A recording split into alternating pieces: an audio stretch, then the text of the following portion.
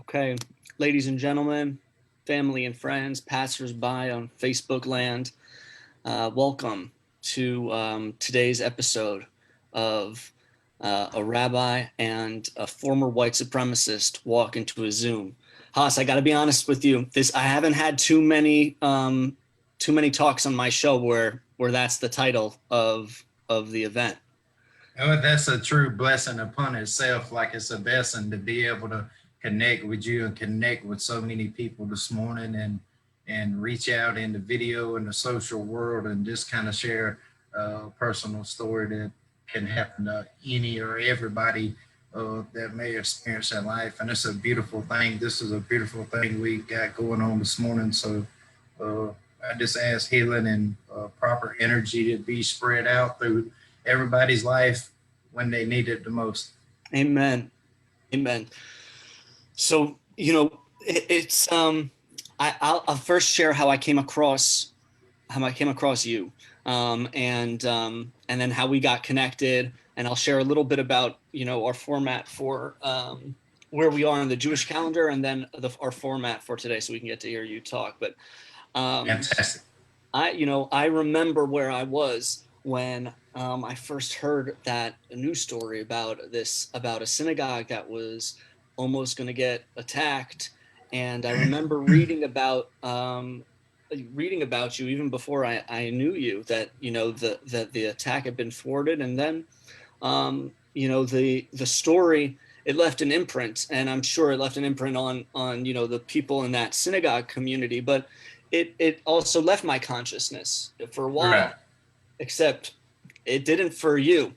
And and the next time I encountered you was I was going through a friend's Facebook post, and Rabbi Karpov of the Indian Jewish Center, and she had posted this moving. She had made a moving post talking about you, and how you had, after being arrested and convicted and spending time in prison, had um, had devoted yourself to reconciliation and to understanding and to amending your past ways. And um, I was so blown away by that gesture. And I remember clicking your video, and and I watched your heartfelt address on YouTube, and then I reached out to you on Facebook, and lo and Right. behold, here we are. We got to have a talk a little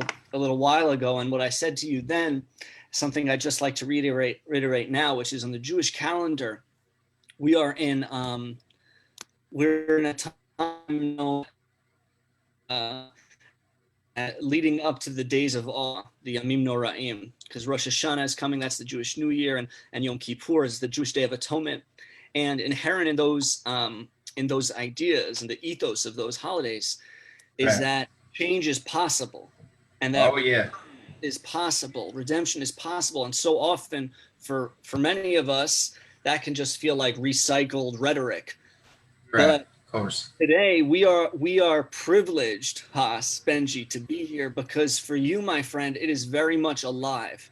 That's a very real like journey that you have undertaken, and it is such a privilege for me to be here with you today. Because, and I said this on our post when I first announced it, I can't imagine there are many of us um, who have gone to the hateful places that you have been, to the darkness and despairing places that you have been, to then uh, light and redemption and hope. That's an inspiring story. But so I Yeah, just so it's a very beautiful story because it's so easy to get stuck in that way of living and that way of thinking, and to be able to have clarity and oversight of something much more beautiful than just yourself, and want to have beautiful things to be spread out in the earth to replace so much negativity that has us in this terrible state that we all face today, and we all suffering from it at some point in our lives, and as a society. So yeah, this is a very beautiful moment as I kind of share with you what I've had a personal experience with reflection within myself, and pretty much has radiate in good and bad ways. And we're here today. So any questions, I will be glad to answer this morning. Welcome, brother. Welcome. Welcome. So, Thank you, my friend. Where does your story begin? Where were you born? Tell us a little bit about your childhood and growing up. Well, my childhood was, I grew up in a state called South Carolina, and it's very close to Myrtle Beach. And I grew up here and grew up with a beautiful family. Uh, they tried their best to raise me and give me values and morals and things that could lead me on a good, happy journey in life. And now I'm pretty much at the age of 33, and it come to a time in my life where growing up and visiting many doctors and being told that something was wrong with me, I was bipolar, had all these mental issues, like so many things was embraced and thrown upon my life that I didn't totally understand at a very young age. And so all that stuff got going on, and then going through the stage of school and everything that we face going with that, it kind of everything balled up over the years and just kept building up to a very terrible and destructive way of thinking, because I had a lot of forgiveness for myself that I had to find over time. But that's where I'm at now. But before I got to that point, there was just so much anger with the simple things that we face through life. Like what? What would get you so? What were you angry about? One thing I was angry about is just being confused as a childhood, and not having the most proper structure for as family environment. And I think a lot of people experiencing that, and the importance of that is the more better growing up can be for somebody, the better outcome is they're produced. And with me, so I had the reflection of myself and all this pain I was going through, and then other things that we face in life pretty much what was bound on me. And I really never had a total mindset of hating somebody just the color of their skin. So my thing was, I was pretty much, as long as you treat me good, I'll treat you good. But then it got to a point where started seeing things in the media, like the situation with Dylan Roof. There was so much going on, and for a person to have all this other stuff going on in their life, it was easy for me to be more accepted, because it is not just white supremacists, anybody that's downgrading anybody, any race, creed, or anything, any organizations that's doing that. And I pretty much got close to the organization where the influence and the things that they were saying at that time seemed right for me personally. And only thing it did was bring more chaos and destruction in my life and so many lives that was around me at that time. It affected my parents, my grandparents, my mother, just many people that knew me, because a lot of people that heard the story was like, that's not the guy I know. And of course that wasn't the guy you know. And there's a certain extent I really wasn't that guy. Haas, what can I ask you? What was it that you were seeing in those organizations or those websites, those places, that felt like that made you feel, even though that's not who you were at your core and that's not who Right. you are today, what was it that made you feel, oh yeah, that you wanted to get closer to that, or it made you more interested? Well, I think a lot of it that attracted me with the hate and all the anger and all the confusion within me, somebody else that's promoting that in the form and the fashion that so many groups with that agenda and that ideology tried to spread, it just seemed exciting, and it was easy for me just to be want to go that way or take that walk in life for a journey. And it was a very destructive and down-inspiring journey that has affected my lives and affected many lives that's come in contact with everything that's happened, you know. Wow. And so you mentioned when you started to orient with those organizations and with that type of way, it was and then when once I guess family or friends had heard about what had happened with you, there was this shock you were saying of on their part of like, that's not the Haas we know, that's not the Benji we know. Of course, that's the outcome, and that's pretty much what a lot of people said. And was the reason we're at that point is because that's not who I was. Uh, there were some people that I run across with that led me to this point, and not to downgrade or put nobody on blast, but their interest was not pure. And so when I reached out to this organization in Alabama, United Clans of America, they was burning Jewish flags, any other racist flags, and this party and all this destructive stuff. Uh, Not just destruction for other people or just anger, but their personal lives too. I mean, because there was stuff that going on, man, and it was just so chaotic, and there was no pureness, no love, nothing resided with that stuff that I was chosen to get involved with. And it got to the point, all this ideology and all this stuff for hate other people. On the side note, I had enough within me. I didn't need to add any more to whatever I already accepted that I needed to get out of my life. So when I chose to accept more of that chaotic stuff, it got to the point where I actually got this stuff in my mind and was thinking, well, God wants me to do this because we're so much better in this race or this type of people. I mean, all of this ideology is very serious and is very dangerous because it can get in a person's mind and thought, and then that transforms in their subconscious, and everything starts turning, and it can form a person into a dangerous person that produces nothing good at all. And now where I'm at, I want to produce as much good as I can. So when it come to the point as I had made a statement to this guy that claims to be an impure wizard, and I made a statement of a poor statement of anger, not much clarity. It was just I sent him the picture of the place at the beach, and I didn't. Before I got to this point, I didn't even know very much about Jewish people at all, their culture, their language, nothing.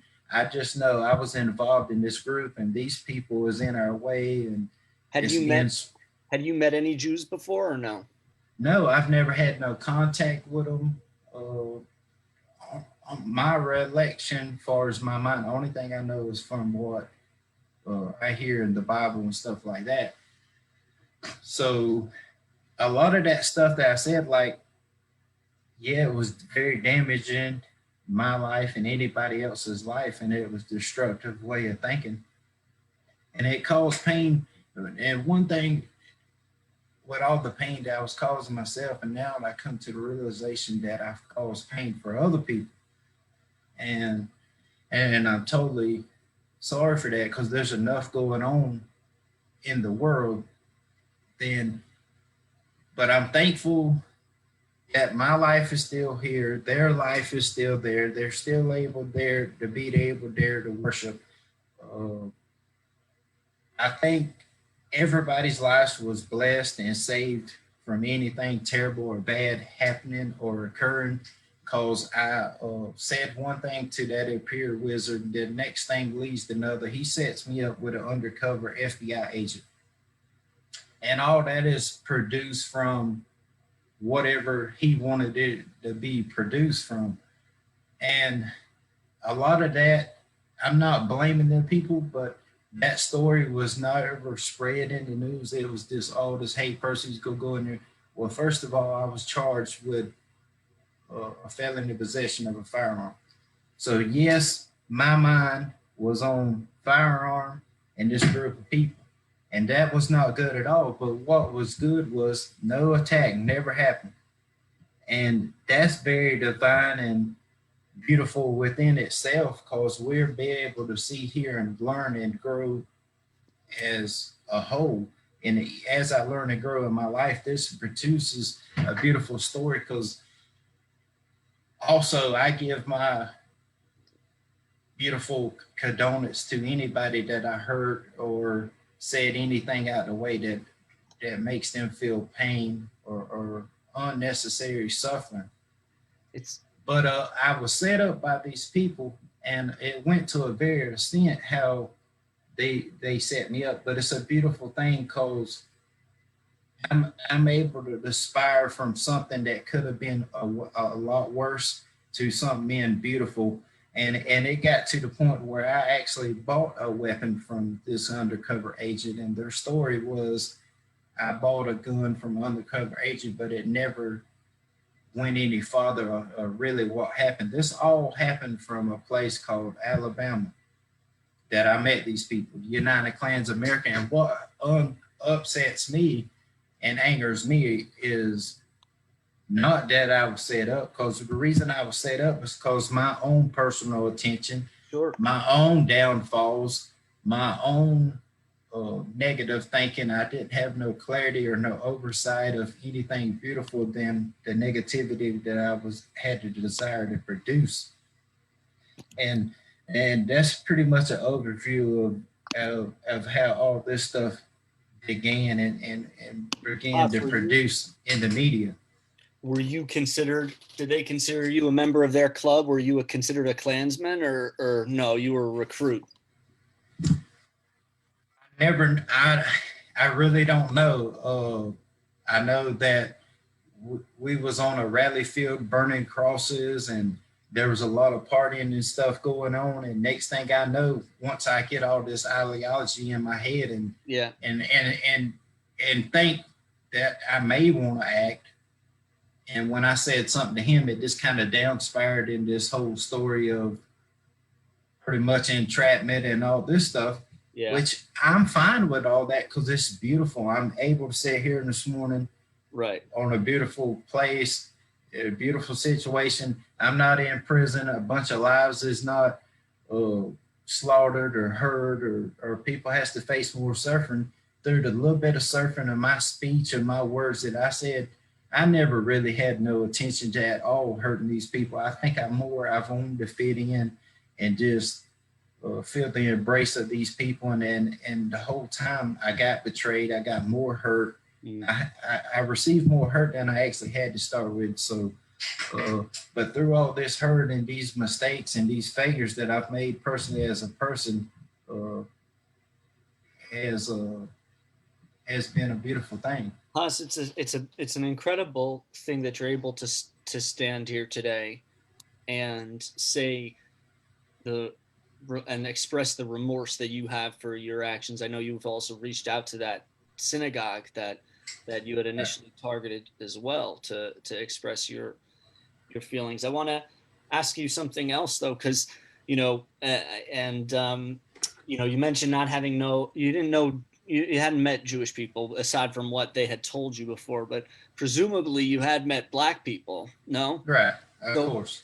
tell me a little bit about what that was like to be able to to think on what to have met Black people who, and I don't know what your relationship like was with your Black neighbors, but what was it like on the one hand to know Black people, and then on the other hand to hear the ideology and that the thinking that the Klan was telling you about. How did you hold those two in your mind? I guess the way I could hold them in my mind was the beautifulness of my soul was I was in the balance of I had a good heart and long as you treated me good and didn't judge me for my skin color or make me feel uncomfortable, I'm not gonna make you feel uncomfortable. It was all based on how you treated me good. So there was a part of my soul and a part of my body that had the love and kindness for the same way that you produce or treat me. And at the same time, with all this hurt and pain that I had in my life and all these poor decisions and the way things happens at time, there was like between my body, there was a good side and a bad side. And at that time, I was more interested in the destruction and the bad side and not letting so much of the good side and the good things that needs to be produced in our lives and in my heart grow. Mm. That feel, man, I'm going to tell you something. I don't know if you're going to agree with, you're going to believe me, but that feels very believable. Like I can relate to that. Like on the one hand, having this sense of, you know, being able to hold that dissonance. I mean, it doesn't go to the extremes that you went to, but I think that's something that most people can hold on to. And it reminds me of something that you framed before when you talked about, you know, being a former white supremacist, which is like, you know, the Bible, we talked about this before, right? The Bible says that every person is created in the image of the divine, right? So that means every single human being that we see has a little manifestation of God within them. So it's not about being white supremacist, whatever. It's about treating every human being with basic dignity. And while most of us probably don't find ourselves in fields with, you know, burning crosses and associating with the Klan, or finding ourselves, you know, in trouble with the law, planning, I think if we're honest with ourselves, we can see that we sometimes might hold those internalized hateful tropes, whether that's racist or anti-Semitic or sex, whatever it might be. And you taught me that. You said that it's not the supremacy is almost secondary to that idea of undermining someone else's humanity. And so I guess my question for you is, you know, that's a pretty remarkable like place that you came to. How did you come to that? What happened? Was it like, did you wake up one morning in prison and you just felt something different than you hadn't felt before? Like at what point did your shift in consciousness take place, if there was such a point? Well, I've had different points of shifting where I would be in Walmart and I would have a bunch of stuff, and there'd be a black man and he would have like only one bag or something like that. And I would say, "Hey, man, that's all you got?" And he would say, "Yeah." And I say, "Well, go in front of me." And it's been different scenarios like that since I've been out that's happened that's got me to this point, my friend, because I've realized, hey, because what a lot of people don't understand, with all this publicity and all this stuff that was producing the destruction and chaos of my words and my actions, everything I was involved in, it's lead to a beautiful point. And the beautiful point is that I felt really great from what I did. You know what I mean? In somebody's eyes, it might not have been that big of a deal, but that shows that there was more good in my heart than I realized as a person. Yes, sir. And that I was capable of producing love and great things for my being, besides destructive stuff for myself or destructive ways of thinking that might harm anyone else in life. And once I come to the realization of that it was okay to smile at other color races, because we're all in this life together, and there's things that we experience that's not necessarily a reflection of what we do or something that we produced, but things that's produced around us. And one thing that I would like to say is, so many people get caught up in this story, like everything that's happened with me, and to get caught up in this media stuff, the Republican and Democrat, and all this stuff leads to, it might not lead to the stream of where my story began, but it all leads to a negative vibe, a negative spirit, negative language. Because on one side you got Republican, their light shining, the other Democrat. To we can let all that go and say, Well, we hope the best for our country. We're thankful for the people that are making the best decisions. May we all learn as a collective society to make better decisions. But till we stop this back and forth, white, black, white supremacist, Black Panther, all these different things that's not bringing no hope, no joy to anybody's life at all. Till we can stop this back and forth and all this bickering. But society has got so overwhelmed where people are getting paid to actually take videos of other people falling and getting hurt, and like a lot of people, they feed off of this violence and all this type of stuff, but like all that stuff is not going to produce nothing good for yourself, and because we was put here on this earth to experience life's beauties, and life's beauties are so great and so vast all through this world.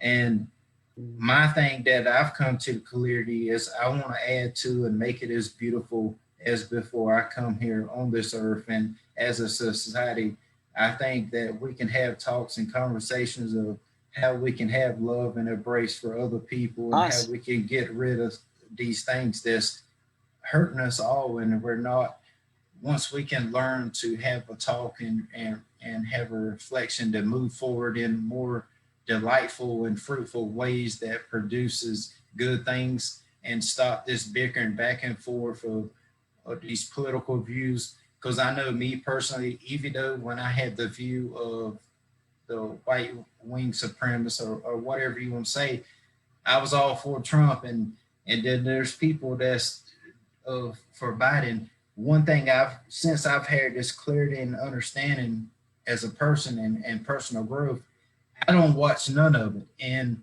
I'm not saying nobody else shouldn't watch it, but I'm saying for me personally, my personal growth, Mm. since I've turned the television off and don't feed into both Mm. sides back and forth, because some make good points, some Mhm. not so good, back and forth. But that gets in you in your everyday lives and everything you struggle. You don't need more fuel to the fire. And a lot of that stuff that's producing on TV is not good for anyone. I mean, Us. It sounds like you getting ready to run for office yourself, my friend. I'm just playing with you. I'm listen. You, I think your experiences. I wanted to come back to that because I actually feel like that there's so much that so many of us and that have to learn from your story. But I was thinking about the way you talked about just your relationship with the news right now. You can't watch it because it's not good for your own soul, and I think that's such an important reminder for us to be mindful of the things that we consume in the media and social media. But and we also said, we talked about before how if you want to really change the whole world, you start internally. You with start with yourself. yourself. That's right. Yeah. And so if I was there a moment for you when you were it was did it I know that you said when we talked on the phone you said there wasn't, and that's okay if there isn't, but I just want to see if there to try and understand the because the shift that you underwent is pretty massive. I get it. You didn't have hate in your heart initially, right? You got sucked into this, the what was going on in the clan, but it took over your life to a certain extent, to the that you got a gun and you were going you were you met with this person. So I'm Right. curious, at what point was it like the moment they put the handcuffs on you? At what point did you realize, oh, that you were taken advantage of, maybe, and that you had to sort of realize that there was wrong there? You had to you had to examine your ways. Yeah, of course. That's a very good point. Because at that time, man, being arrested, you feel all kind of emotions within Yeah. inside, and a lot of confusion. Where in your mind, if you wasn't there in that time of space and producing that negativity, or if I wouldn't have put myself in that environment to have that outcome, then that wouldn't have never happened. But that outcome produced anyway, and now it's producing into something greater than it was at that time.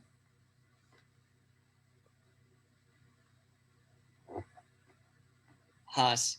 you know, a couple of months ago, I wrote an article, and it was when friends of mine in Berlin had experienced an attack on their synagogue Right. around Yom Kippur, and I said something like, you know, I forget what the title was of the article, but it was a letter to an anti-Semite, open letter to an anti-Semite, and I Right. wanted to invite them to a Shabbat dinner.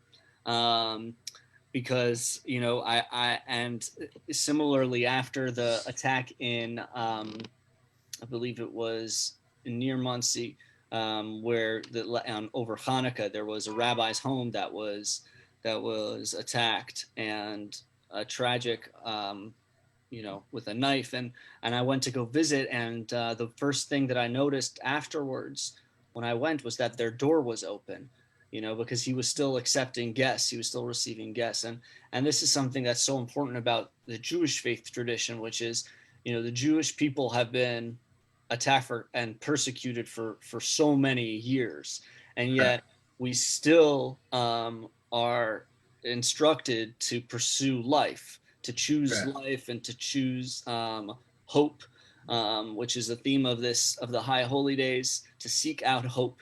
And you've given us all that reminder, us that's possible, that change is possible. And I wanted, It's very attainable, very attainable. You might have to go through some very uneasy points in your life, but it's very attainable, and that's what I want my words in reflection, that anybody that might see this video that yeah, might be angry or might be going things, that just listen to what I have to say, you know what I mean? And just step back a moment and don't get so burdened and bound by everything that's going on in life, and just see where you're at before you make a decision. Because my decision could have been way worse, but it shows that even though your religion, my religion, or the next man's religion, it's a beautiful thing that we're here this morning, because yes, sir. we're producing great fruit from this. And by my downfall as a human being, it could have led to so much worse. And that never happened. I don't have to face the rest of my life in federal prison or any prison. Uh, it's bad what's happened, but it's so delightful and so grateful that it didn't go no farther, because we are here this morning to be able to have this talk and have this overview of everything that's going on in our society. And Yes, it's sir. beautiful, man. And It's I'm just so grateful for you and you giving me the opportunity, because like I told somebody else, like, you could have said, no, guy, you blew your chance. You said these things. I don't want nothing to do with you. But you didn't open your spirit and your mind to produce anything negative. You come forth to me with light and love, and give me an opportunity and a platform to be able to speak some of the words from my heart and my soul, and express with so many people what went on. And I'm so grateful for that, Abraham. And I thank you, man. And I appreciate it very much. Thank you, brother. It means a lot to me. I want to say, you know, the internet can be a really dangerous place, right? Right? As For you know, all people, man. Just sit back and read some of these comments, and it could be it, the most simplest picture. yeah, It could not even be nothing really bad. And all these comments back and forth to other human beings, man, is producing more animosity and that's more right. anger and more destruction to everything that we got on, with people going out there and picking just certain races, because you read literature and things that says, oh, these people is bad, so now you go hurt them. Well, now I've realized as a human being, we all must make mistakes, and we do produce good. And the good I produce is the same thing you're producing. I've got the clarity as try to produce as much as good as I can for myself, and Yes, sir. smile and be more that I can be than the destructive things that's so easy for Yes, sir. anybody in this life to reach a hold of, and kind of go in this destructive path. We on a path of greatness and love and inspiration for all people, Well, for myself, that's what and I wanted to say. That I wanted to say just that, Haas. You know, which is that while the internet can take us to all those terrifying and hateful places, today it also brought us together. course. and then that is a blessing, and my life is enriched for that. And Too, my friend. I thank you for your vulnerability, for your willingness to come here today. I know that you've taken you're talking with all different types of people right now in your life. You're engaging with gay folks, queer folks, and black folks, and Jews, and that is such an honorable undertaking, and such a Right. spiritually courageous undertaking. For me to be kind of pushed forward into all this new stuff that you just explained, it's able for me to be able to realize as a person who I really am and not feel shame and not spread negative stuff, man, and just embrace all the good things that actually are around us and not get so caught up on the negativity of our Yes. language and the stuff we produce on social media. Because I mean, some of it you really is very hurtful and outrageous in the things that people could say. I mean, not to pick sides, but I mean, there's things that people say, and you just have to sit back. Haas, What are you last question. thinking, guy? Why would you even say that? But that's that's everybody aspires to be good, and everybody that's on social media is not producing good things. And the question to me, to you, is why not you're producing good things? Is it cause there's stuff in your life that's going on and you don't understand, and you're reflecting your anger and your negativity words and speech to other people, and maybe look inside it like I've looked at myself. And I hope everybody can learn something from my story. And this is not just a one-time thing, because this is blessed by God, and this is blessed by some good people that's got some good views and some good attention. So I'm sure that you'll see my face somewhere else. And Yes, sir. I was going to ask you, brother, what's next for you, Haas? What are you working on next, my friend? What I'm working on next is more a reflection of myself and everything that's going on, and not be too fast to jump and make the decisions. Yes, As sir. I spoke this morning, this is a divine meeting, and this is a divine time that we sit here and talk together. So Yes, sir. whatever good, whatever is producing that needs to come my way, I'm gonna just kind of sit back and work on myself and work on other things that I can be attainable and achieve. To I don't want to get in the way. I Yes. want to put myself back and just stay honest, keep my Mhm. heart pure, and as it comes to me, I will be there presented in that situation. What I a don't want to beautiful. jump to try to figure everything out. I love that frame, to get out of God's way, as it were, Yeah. I love that framing. Haas, thank you so much for being here today, and God bless you, my friend. God bless everybody out there. Take care. Take care, my friend.